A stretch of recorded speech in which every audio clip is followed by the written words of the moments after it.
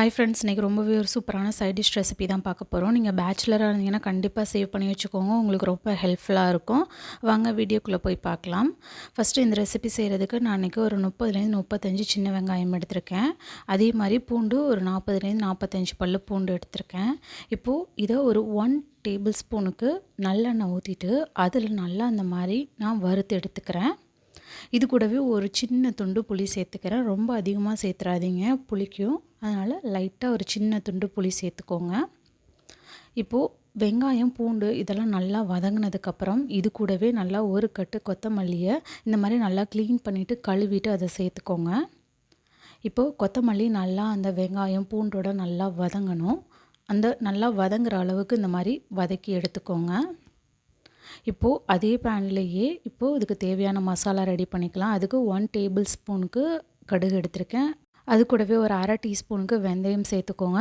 இப்போது இந்த ரெசிபிக்கு தேவையான அளவு வரமிளகாய் சேர்த்துக்கிறேன். உங்களுக்கு காரம் அதிகமாக பிடிக்கும்னா நிறையா சேர்த்துக்கோங்க, இல்லைனா கம்மியாக சேர்த்துக்கோங்க. இப்போது இது இந்த மாதிரி கடுகு நல்லா வெடித்து வதங்கினதுக்கப்புறம் இதை ஒரு ஓரமாக ஆற வச்சிடலாம்.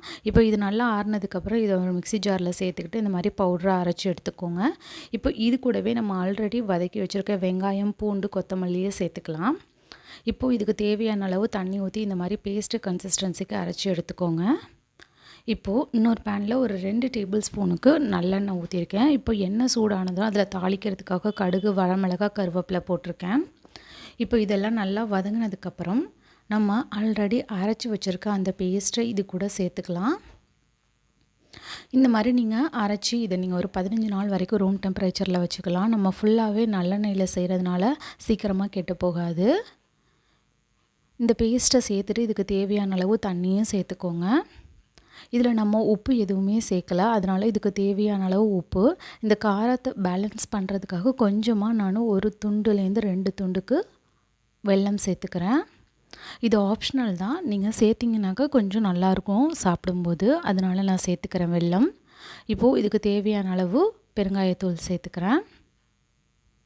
அவ்வளோதான். இப்போது இதை ஒரு 2 நிமிஷத்துக்கு நம்ம கொதிக்க விடலாம். நம்ம சேர்த்துருக்க எண்ணெயெல்லாம் நல்லா பிரிஞ்சு வெளியில் வரணும், அந்தளவுக்கு கொதிக்க விடுங்க போதும். நீங்கள் பேச்சுலராக இருந்தீங்கன்னா கண்டிப்பாக இதை நீங்கள் ஒரு 15 நாள் வரைக்கும் ரூம் டெம்பரேச்சரில் வச்சுக்கலாம். இல்லைனா 1லேருந்து 2 மாதம் வரைக்கும் இதை நீங்கள் ஃப்ரிட்ஜில் கூட ஸ்டோர் பண்ணி வச்சு சாப்பிட்டுக்கலாம். இப்போ எண்ணெயெல்லாம் எனக்கு பிரிஞ்சு ஓரமாக வந்துருச்சு.